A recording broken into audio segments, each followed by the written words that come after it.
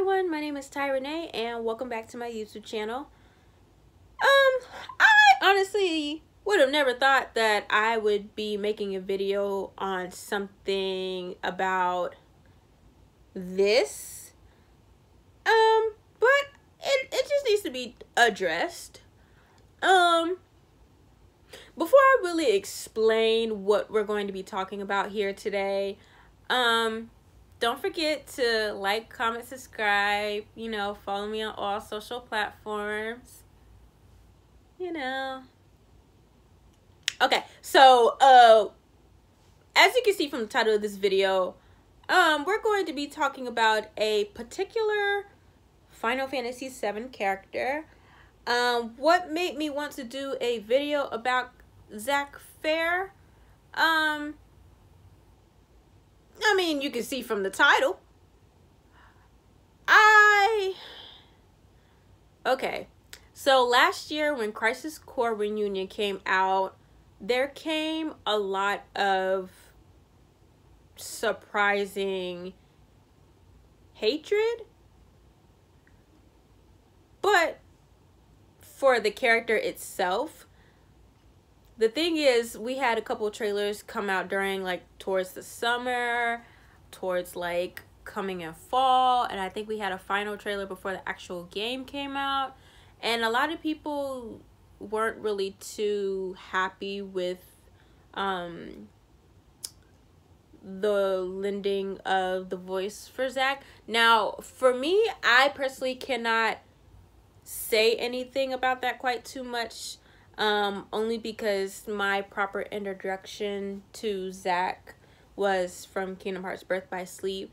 Even then, I really feel like I don't know Zack's character too well. I don't believe that I automatically knew the Final Fantasy characters that appeared in Kingdom Hearts fully just because of their appearance from Kingdom Hearts.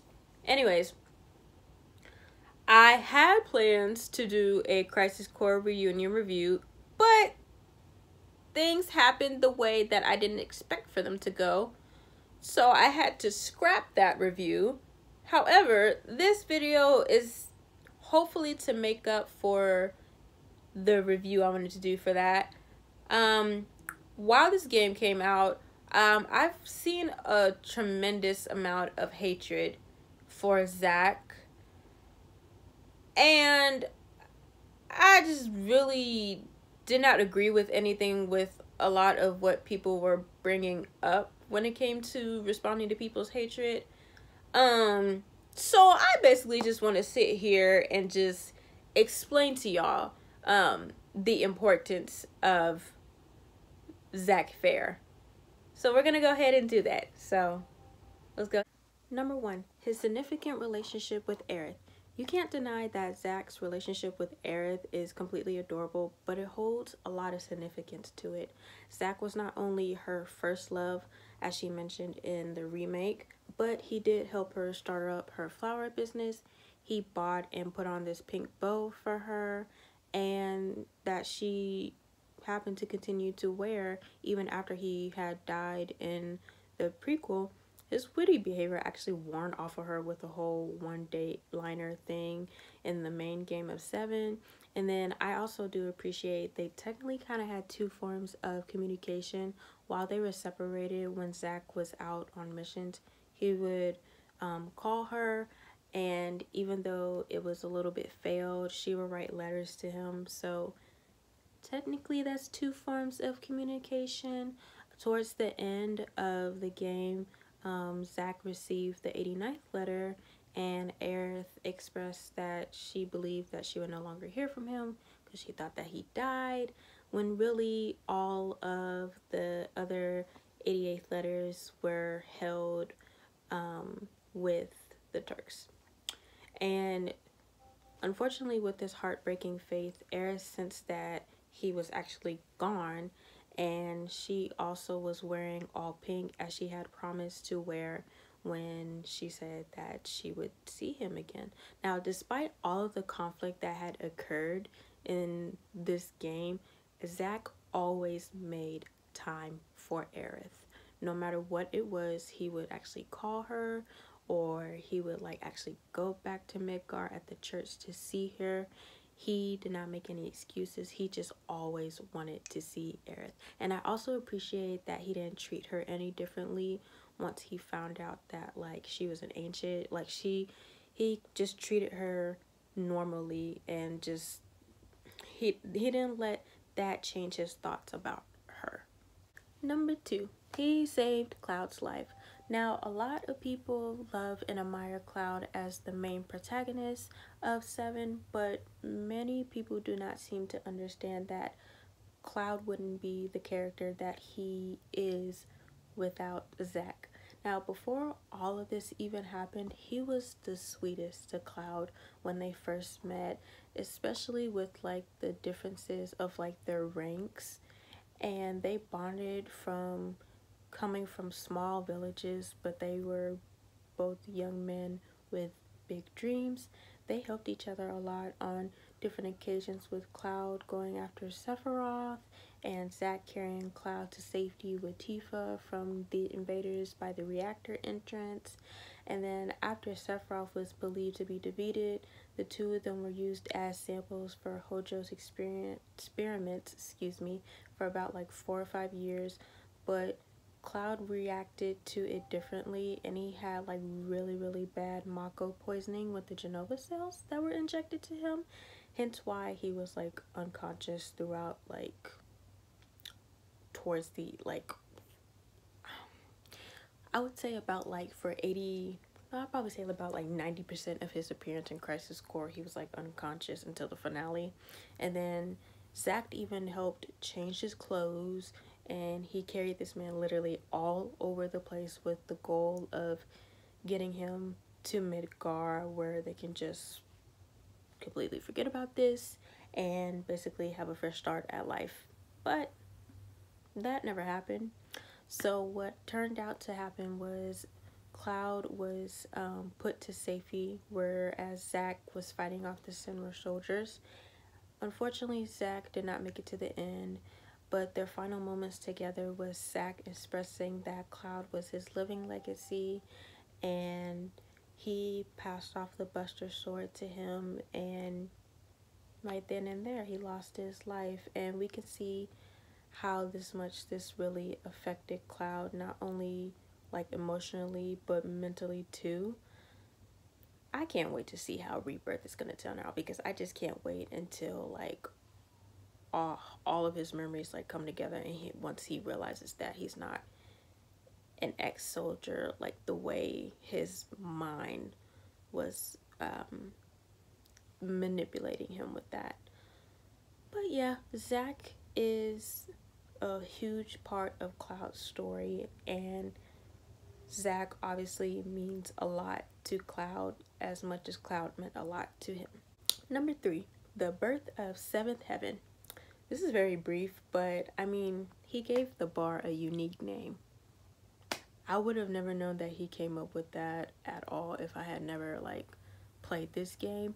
But again, with Rebirth, I can't wait until like I guess Aerith brings it up to Tifa, and Tifa's like, oh my god, I didn't know that. And I just can't wait. It's a minor detail, but like it's just like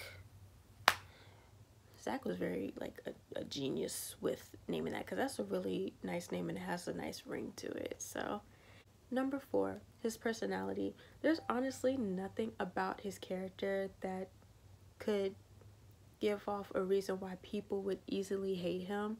For whatever reason you do dislike him, I feel like it's because you have to really try hard to like find a flaw. Now, I'm not saying he's a perfect character. Of course he has his flaws. He's silly and optimistic, and he always had dreams of being a hero, but sometimes with the missions he just wanted to like just go into it. He was just like, okay, I'm ready, without exactly thinking things through, to be exact. But most importantly, he was self-sacrificing, and his personality should not even really be a reason why the community is divided with how people feel about him like it is now. I've seen a lot of people say that you know, he's not important and that he was just like a made-up character out of nowhere from last year when Crisis Core Reunion was announced, which does not make sense at all because Crisis Core Reunion is a remake. It's not just, oh, a brand new side of the story, never before seen type situation. Again, I was introduced to his character through Kingdom Hearts, but I'm pretty sure y'all obviously saw him in the remake. I've never played the original Final Fantasy, never played the original Crisis Core, but I, I, I really don't know what to say. I don't get it. I don't get it. What I'm guessing is that people just assume that Cloud didn't have a backstory. Well, like he had a backstory, but like when you're obviously in the war, you're going to have survivor's guilt, and I guess people assume that there was no one like close to him that really affected his behavior with the way it is in the main game. Even though, yes, I know it's Mako poisoning, but the other part is really PTSD and survivor's guilt. I've never been in the war before, but I know it's very, very common to have survivor's guilt when you come back to your family and your loved ones and the person you grew up on with isn't able to do that because they lost their lives fighting for the world. It's bad enough that people compare the girls together, but it really shouldn't be a comparison between Zack and Cloud, and it's just unfair. It's simply unfair. He is a real character. It's not fan-made. It's not a self-insert. It's not someone who just popped up out of nowhere. He holds a lot to the story, and if anything, he's one of the characters that really, really, really held. He's one of the characters that really like had his backbone of Final Fantasy VII. Sorry about the ambulance, y'all. Sorry. I don't know. After Crisis Core Reunion, he just automatically became my baby. I don't know what it is. Like, literally, all the plushies I have with Final Fantasy characters, those are my babies. I felt really, really bad for him. I never knew how, like, what led up to his death. I knew how he died, like, going against all these men in war, but I never knew what led up to it. And knowing what led up to his death, it's so heartbreaking, but it's very realistic too, because I'm not trying to get political or anything like that, but situations like that actually happen in real life, and I can only imagine what people actually go through when they experience their lost loved ones in the war, not just from dying, but losing your life to who you thought were on your side, you know? So that's my baby. I love him. I am going to defend him, and when these plushies come out, because Square Enix is supposed to release a Zack Fair plushie, I'm definitely getting him. I don't really like pre-order, but when summer comes, I'm getting that plushie, and he is going to be right on my shelf. Okay? Okay. So that is the conclusion of today's video. Please do not forget to like, comment, subscribe, and share. Follow me on all social platforms. Matter of fact, I do have another Final Fantasy video coming soon. I don't know how soon, but it's in the works at the moment. And then if you guys have like any recommendations as of what particular Final Fantasy VII characters y'all want me to talk about, or like more Kingdom Hearts and Disney Princess stuff, comment down below, because I definitely want to take your thoughts into consideration and see what I can work with. But thank you so much for watching today, and I hope you guys have a great rest of your day. Bye!